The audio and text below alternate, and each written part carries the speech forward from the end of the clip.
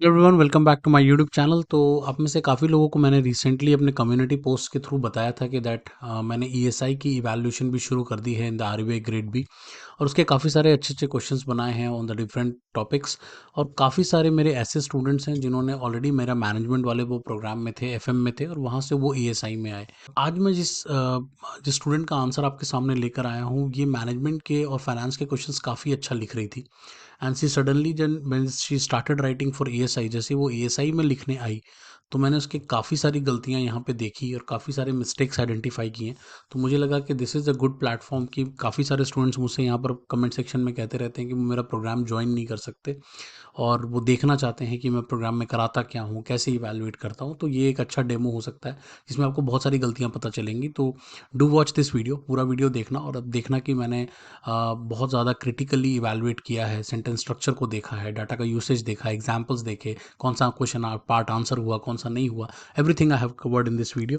तो एक बार आप इस फीडबैक को जरूर देखना, दिस माइट हेल्प यू। ठीक है, अगर आप मेरा कंटेंट पसंद करते हो तो do like, share and subscribe. So let's begin. जो आपने यहाँ पे क्वेश्चन लिखा है that is on what measures the government has taken to promote the skill development in India and how effective these measures are।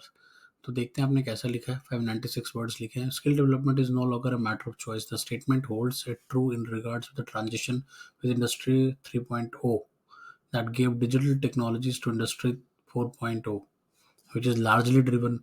यार कितना लंबा sentence बना रहे हैं हम, और क्यों बना रहे हैं इतना लंबा सेंटेंस, मुझे समझ नहीं आ रहा। इतना कॉम्प्लेक्स सेंटेंस बनाने की ज़रूरत क्या है? कहीं एंड लगा दिया, कहीं विच लगा दिया, कहीं आर लगा दिया, फुल स्टॉप लिख के लगा कर दो सेंटेंस क्यों नहीं बनाते एक सिंपल सा? ठीक है, उससे क्या हो रहा है कि पूरा ब्रेक हो गया। इसको मैं पढ़ रहा हूँ तो मुझे समझ नहीं आ रहा मुझे समझना क्या है इससे। अब यहाँ पर आपने एक स्टेटमेंट लिखी, फिर आप कह रहे हो this statement holds true in regard with the transition of 3.0। ठीक है, that gives digital technology to industry 4.0। ये सेंटेंस स्ट्रक्चर ही सही नहीं है पहले तो। विच इज लार्जली ड्रिवन, फिर से आपने लगा दिया largely driven by the new age technology.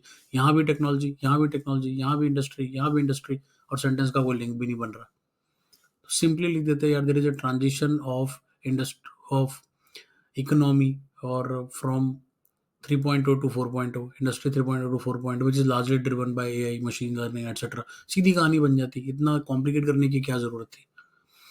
In the Indian economy which is under going, और इससे ना कोई बहुत फैसिनेशन नहीं होने वाला। मैं आपको ये बता दूं कि काफ़ी लोगों को ये फीलिंग है कि हम बहुत कॉम्प्लेक्स सेंटेंस बनाएंगे तो इंस्ट्रक्टर बहुत खुश हो जाएगा, उसको समझ ही नहीं आएगी, और वो लास्ट में कहेगा यार पता नहीं क्या लिख दिया।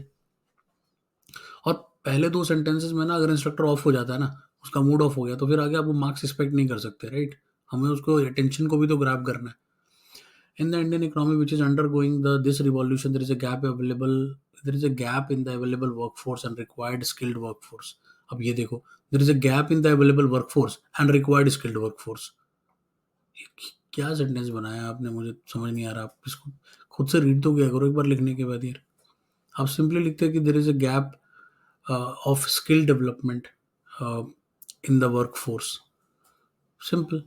It is also evident from the skills in this cohort that India needs 700 million skilled worker by 2020 to meet the demand of the market।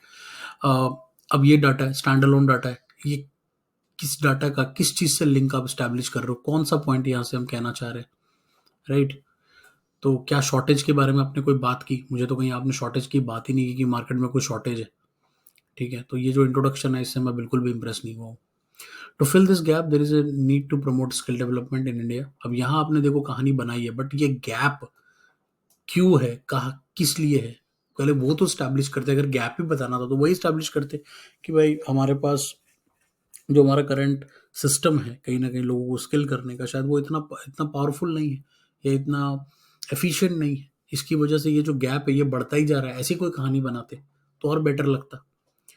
So there is a need to promote skill development of India to make them adapt, survive, succeed। It aims to building vocational and technical training, skill development। अब ये तो हमने लिखना ही था यार, what measures be taken by the government. तो यहीं पे क्यों लिख रहे हैं? इंट्रोडक्शन खत्म करके हम कहानी शुरू क्यों नहीं की हमने? To make this happen Indian government has to come up with measures.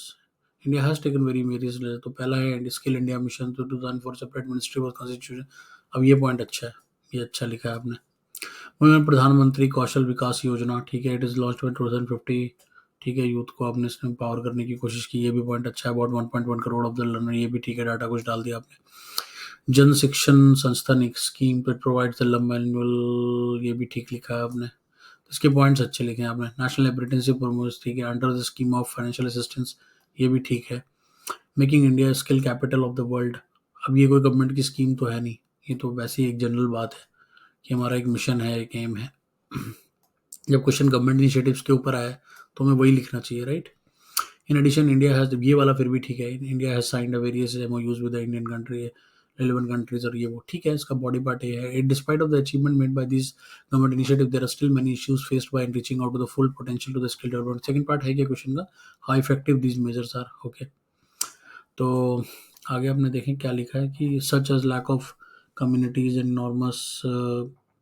Second part तो आपने आंसर ही नहीं किया कि इफेक्टिव कितना है, ठीक है। आपको लिखना चाहिए था कि वो इफेक्टिव अगर उतना नहीं है, लेट से आपको लगता है कि भाई करेंटली लेबर फोर्स को वो नहीं इतना है, तो उसके क्या पॉइंट्स है, वो क्यों नहीं इफेक्टिव है, उसके कोई पॉइंट आपने बताया ही नहीं।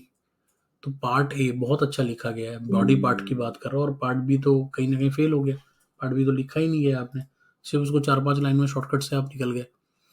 तो sum of the individual job require in this this this.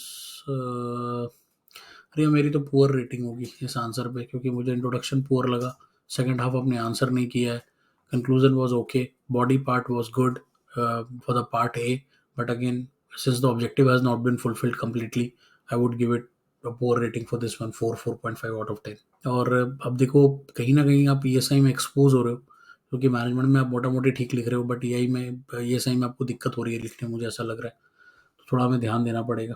Okay, thank you.